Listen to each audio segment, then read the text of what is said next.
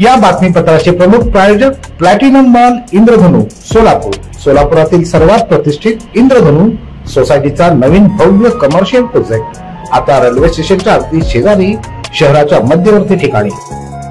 दर्शक हो, आता पाहूयात एक सविस्तर बातमी।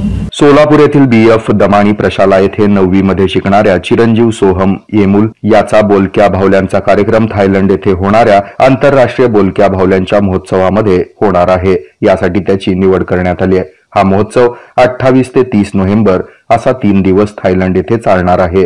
या महोत्सवासाठी Japan, Nepal, Colombia, Philippines, Bharat, United Kingdom, Peru आणि थायलंड देशातील कलाकार सादरीकरण करणार आहेत। या महोत्सवासाठी भारतातून भारताचं प्रतिनिधित्व करण्यासाठी सोलापुरातील सोहम येमुलची निवड झाली।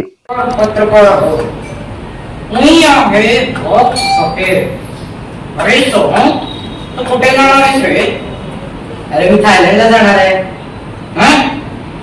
मला सोडू? अरे तुलाच तरी विकायला जाणार आहे। ठीक आहे ठीक। यांचे ओठ हालतात, बाकी सर्वांच्या हालचाली हात आणि पाय एवढ्या पुरतेच आहेत, तर आमच्या पपेट्स मध्ये ओठ हालणारे पपेट्स आहेत। लहानपणापासूनच सोहमला या बोलक्या भावल्यांचा कार्यक्रम करण्याची आवड होती। यातून आतापर्यंत अनेक ठिकाणी सोहमनं कार्यक्रम सादर केले आहेत। याची दखल घेत 2021 मध्ये दमाणी भूषण आदर्श विद्यार्थी पुरस्कार त्याला मिळाला आहे।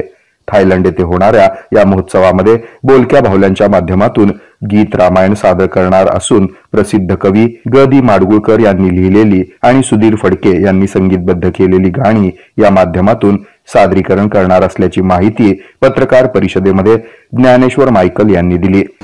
आणि आपल्या सोलापुरातील सोहम श्याम येमुल याला निमंत्रण मिळालेलं आहे आणि तो भारतातला पहिला बाल कलाकार प्रतिनिधी म्हणून त्याची नियुक्ती झालेली आहे आणि तो त्या ठिकाणी गीत रामायण त्या ठिकाणी सादरीकरण करणार आहे।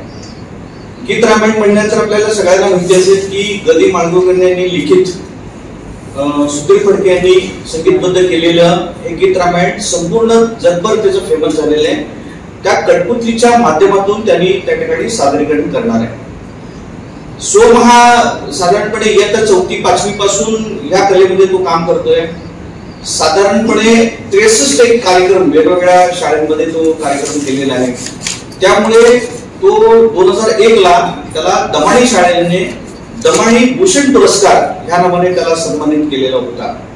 आणि आपल्याला सगळ्यांना माहिती आहे कोविडमध्ये इंडियन त्या कोविड्स अगेन्स्ट कोविड या नावाने एक छोटासा लघुपट त्यांनी तयार केलेला होता। लंडन मध्ये त्याचं सादरीकरण केलं आणि त्या 44 देशांमधल्या लोकांनी त्याच्यात सहभाग घेतला। 4000 पेक्षा जास्त स्पर्धक त्याच्यात होते। त्याच्यामध्ये त्याला दुसरा क्रमांक मिळाला। स्टोरी टेलिंगचे असे कटआउट्स आहेत, त्याच्यामध्ये एक आजी असते, एक लहानसा मुलगा असतो आणि एक वयस्कर माणूस, असे तिघांची जोड त्रिकूट असतं। आणि एखाद्या नीतिमूल्याची गोष्ट असू दे, एखाद्या गणिताचं पुढा असू दे, अशा वेगवेगळ्या स्टोरी या पपेट्स मधनं शिकवता येतात। हा एक प्रकार झाला। सोहमचा आम्ही दरवर्षी कॅलेंडर मागील 4 वर्ष प्रसिद्ध करतोय, तर 2026 सुद्धा आम्ही कॅलेंडर बनवलेला आहे। प्रत्येक पानावरती सोहमच्या एखाद्या कार्यक्रमाचा किंवा एखाद्या पपेटची माहिती दिलेली आहे आणि त्याचं YouTube किंवा फेसबुक लिंक दिलेलं आहे। सोहमचे साधारण 500च्या आसपास व्हिडिओ आतापर्यंत YouTube वरती आहेत। तो भगवद्गीतेतील रोज एक श्लोक YouTube वरती अपलोड करतो। त्याच्यामध्ये संस्कृत मधला मूळ श्लोक आणि त्याचा मराठीतला अर्थ अशा पद्धतीनं वारकरी अशा पद्धतीनं तो सादर करतो। कठपुतलीमध्ये साधारण हात आणि पाय हे मिनिमम हल्ले पाहिजेत, तर त्या दृष्टीने तो बनवलेला आहे। त्याचे इथे जॉईंट्स आहेत आणि हे सगळे पूर्ण लाकडामध्ये तयार केलेलं आहे। माझ्या भावानी हे सगळे लाकडाचे हे तयार करून मला दिले आणि मग ते जोडून मी पूर्ण तयार केला। त्याच्यानंतर हा बांबू पपेट सोहमनी इंटरनेटवरती पाहून हा बांबू पपेट बनवलेला आहे।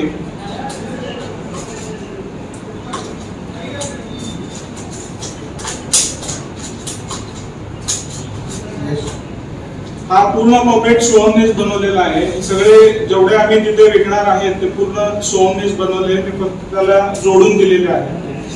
त्याच्यानंतर हा सॉक्स पपेट क्षेत्रामध्ये बरेच कॉमन आणि खूप लोकांना आवडणारं, लहान मुलांना आवडणारं आणि सहज तयार करता येईल असा हा सॉक्स पपेट आहे.